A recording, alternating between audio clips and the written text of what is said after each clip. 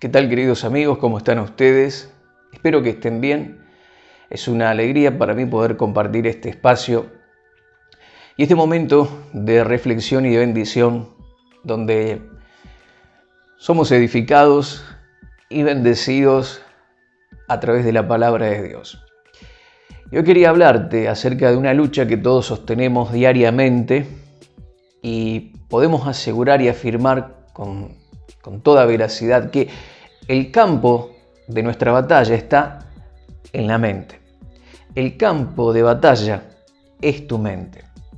Tu lucha no es contra los brujos, contra ángeles, contra fuerzas territoriales y ancestrales que dominan determinada región. Tu lucha, principalmente, es contra las mentiras y los engaños de Satanás que tratan de ganar lugar en tu mente.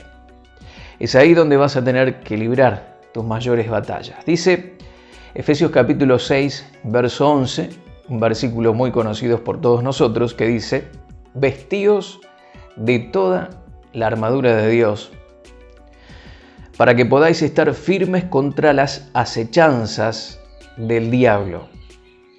Esta palabra acechanzas significa truco o engaño. Eso es acechanzas. En el lenguaje original significa truco o engaño. Y hay una versión de la Biblia que dice, en vez de decir acechanzas, dice insidias del diablo. ¿Y qué son las insidias? Bueno, investigando un poquito nos habla de poner trampas para atraer a una persona a una situación desfavorable. Son trampas que te atraen para ponerte en una situación vulnerable o desfavorable. También significa acción o engaño malintencionado cometido con el fin de hacer daño. Esto es lo que hace el enemigo hacia los hijos de Dios, hacia todos nosotros. Es tratar de sus astucias, de sus mentiras y de sus engaños, ponernos en un lugar desfavorable, llevarnos a un lugar de vulnerabilidad. ¿Cuándo ocurre eso? Cuando creemos sus engaños, sus mentiras. Recordad que Jesús dijo que el diablo es el padre de mentira. Y cuando habla mentira, de sí mismo habla. Entonces, esa es la lucha que vamos a tener que librar cada día. Constantemente me encuentro con amigos, con personas que me cuentan sus problemas, sus situaciones, sus dificultades, y muchos de ellos me dicen que tienen este tipo de lucha contra estas fuerzas de oscuridad, contra estos poderes del enemigo que tratan una y otra vez de perturbarlos, oprimirlos. Hace unos días una persona me dice, ¿por qué había fallecido su papá a través del coronavirus? Y este hombre, un hombre mayor ya, era un hombre que predicaba a Dios, que hablaba de Dios, un creyente ejemplar, que había dado un buen legado a sus hijos. Y el hijo me dice, ¿cómo es posible que se muera la gente buena y los que realmente deberían morir están vivos? Este muchacho tenía el corazón, ¿no es cierto?, roto, herido. Y me decía, y me enojé con Dios, porque no entiendo cómo se lleva la gente buena y los que deberían irse están acá todavía. Otro me dijo en una oportunidad que al ver la situación en la que se encuentra de enfermedad, de falta de trabajo, de crisis económica, al ver su cuerpo y los años van pasando, se siente desanimado, se siente afligido, se siente que no sabe si va a poder salir de esta situación. Y así podría enumerar cientos de casos que constantemente se encuentran en esta lucha. Porque esta es la lucha. Nosotros no tenemos que mirar en cosas como la guerra espiritual que se ve a menudo, donde se lucha contra territorios o contra brujos, o que hay que levantarse a determinadas horas de la madrugada para enfrentar las cosas que los brujos hacen a determinadas horas de la noche, días especiales. Eso nosotros no nos interesa para nada, porque nosotros tenemos autoridad contra todo eso, estamos cubiertos por la sangre de Jesús. Dice que toda fuerza de oscuridad está bajo nuestros pies, el enemigo es un enemigo derrotado, pero la táctica que él va a utilizar para engañarnos, él no va a venir con una capa y un tridente y cosas así, porque es obvio que nos vamos a dar cuenta de que él está actuando, sino que va a tratar con nosotros a nivel de la mente. Ese es el campo de batalla que él quiere ganar, porque quiere apropiarse de tus pensamientos, porque él sabe que ahí está el centro de todo. Como vamos a ver con algunos versículos, la importancia de ganar esta batalla en el campo de la mente. Entonces, insidias, acechanzas, que significa poner trampas y atraer a una persona a una situación desfavorable, a un lugar de vulnerabilidad. ¿Cuándo? Justamente cuando entramos a ese juego del enemigo, en donde empezamos a dudar del amor de Dios, como me decía esta persona, ¿cómo puede ser que Dios se lleve a las buenas personas y queden los malos? Otro que mira que pasa el tiempo y no encuentra respuestas. Bueno, el diablo procura inundar tu mente de pensamientos destructivos y engañosos, desfigurando la imagen de Dios y su palabra. Este es el objetivo del enemigo, desfigurar la imagen de Dios y la palabra del Señor. Uno dirá, pero si Dios es amor, ¿por qué suceden las cosas que suceden? O si Dios me amara realmente, ¿cómo no actúa en favor mío?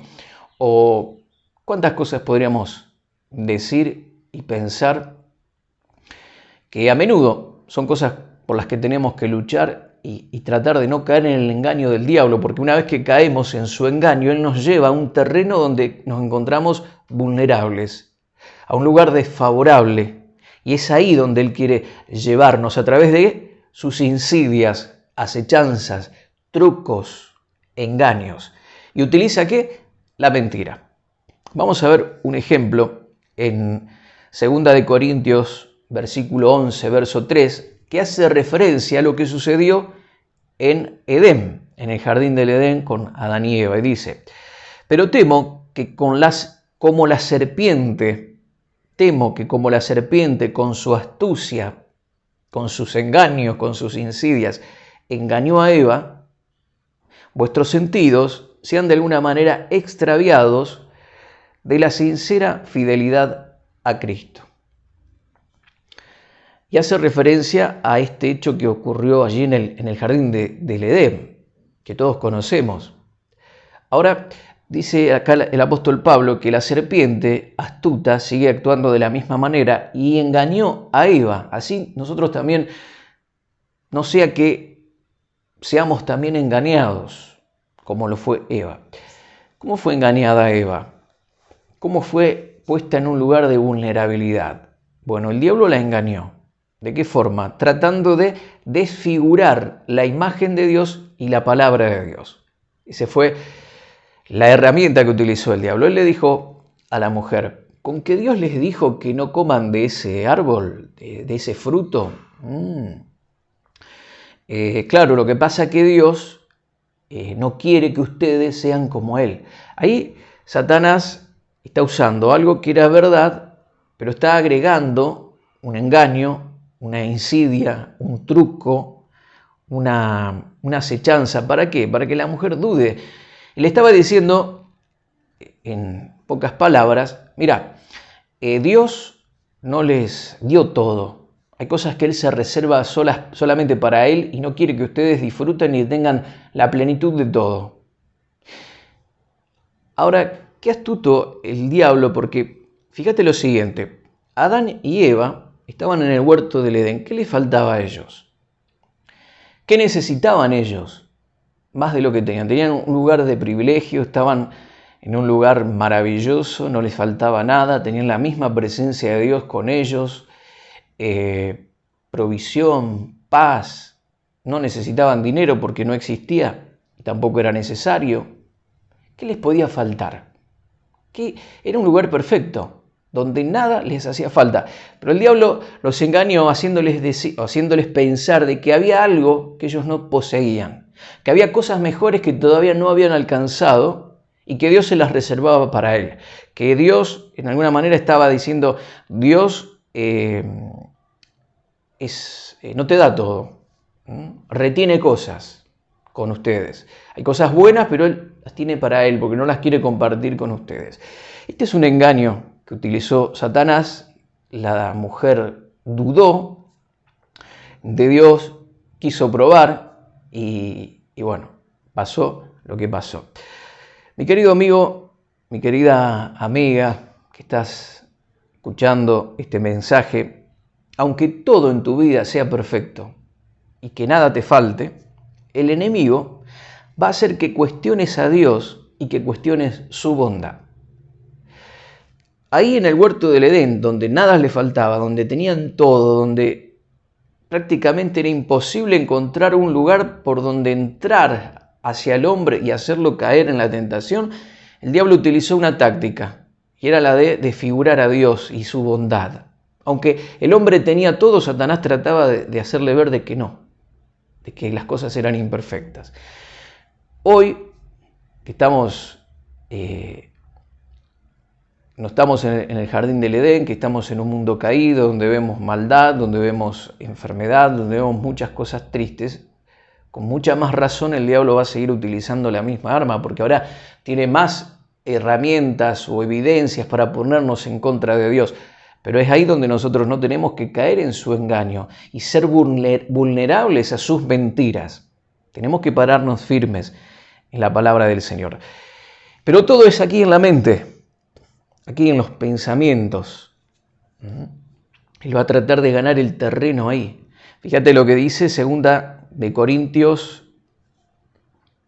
capítulo 10, versículos 3 al 5, dice: Pues, aunque andamos en la carne, no militamos según la carne.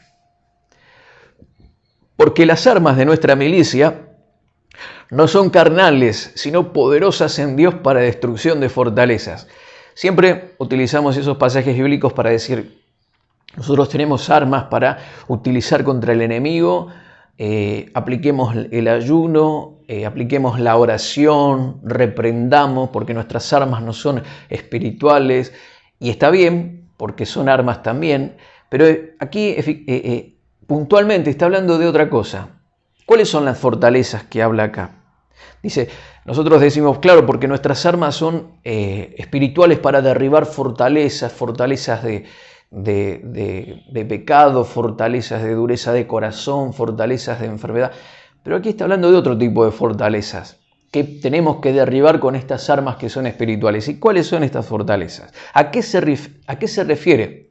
Fíjate que todo lo que menciona está relacionado con el campo y con el territorio de la mente. Dice, derribando argumentos, y toda altivez que se levanta contra el conocimiento de Dios, llevando cautivo todo pensamiento a la obediencia a Cristo. Habla argumentos, conocimiento, pensamientos. Ahí, en el campo de la mente, se lleva a cabo la batalla más sangrienta, por así decirlo, mi querido amigo, porque es ahí donde Satanás va a querer ganar la batalla, desfigurando la imagen de Dios, desfigurando la palabra de Dios y haciéndote de esta manera vulnerable. Todo tiene que ver con la mente. Argumentos, conocimiento, pensamientos, todo eso tenemos que utilizar las herramientas que Dios nos dio, las armas que Dios nos dio, para llevar toda la obediencia a Cristo, a estar de acuerdo con la voluntad de Dios, con la palabra de Dios. Nuestros pensamientos tienen que alinearse a lo que Dios dice, a la palabra de Dios, y no a lo que Satanás te lanza, te dice.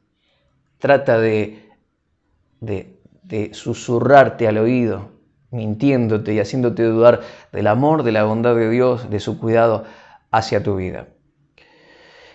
¿Y por qué es en la mente todo? ¿Por qué es lo que ocurre en la mente? Bueno, porque es el método o el medio que Dios utiliza, mi querido amigo, tu mente, para que puedas ser transformado, para que puedas ser renovado. Es la metodología de Dios. La mente es el medio que Dios utiliza para que tu vida cada día vaya en crecimiento, en desarrollo. El proceso de cambios en tu vida es a través de tu mente.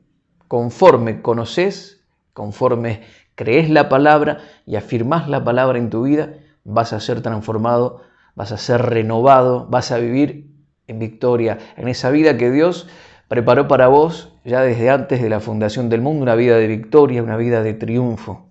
Es en la mente. Recuerda que el Señor dice que Satanás es el padre de mentira, dice, y conoceréis la verdad, y la verdad nos hará libres. La verdad nos hace libres.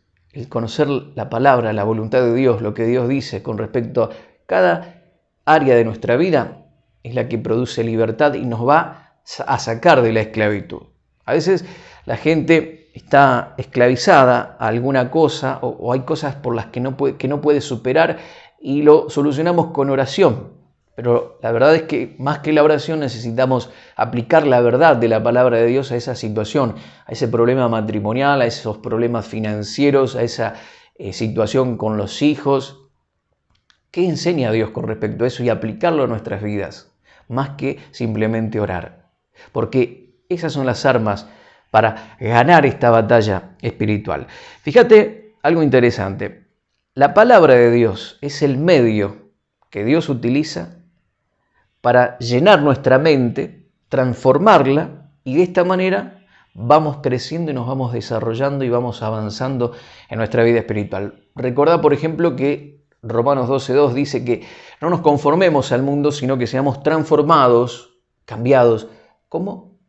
Mediante la renovación de nuestro entendimiento. Efesios también dice que podamos conocer, habla de conocer.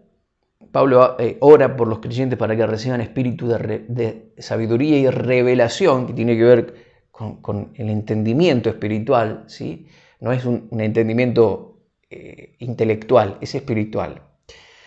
Y habla de que podamos conocer, ¿sí?, el amor de Dios, la anchura, la longitud, la altura, la profundidad, conocer el amor de Cristo para que seamos llenos de la plenitud de Dios. Fíjate que ser llenos de la plenitud viene a través del conocimiento, a través de lo que ocurre en el ámbito de la mente. Dice Colosenses capítulo 3, verso 9, fíjate cómo en esto de la renovación y de la transformación la mente es fundamental. Dice, no mintáis los unos a los otros, despojaos del viejo hombre con sus hechos y revestíos del nuevo, el cual por el conocimiento es renovado. Dice verso 10, Colosenses capítulo 3, verso 10, y revestidos del nuevo hombre, el cual por el conocimiento es renovado conforme a la imagen del que lo creó, a la imagen de Dios. Mediante el conocimiento es renovado.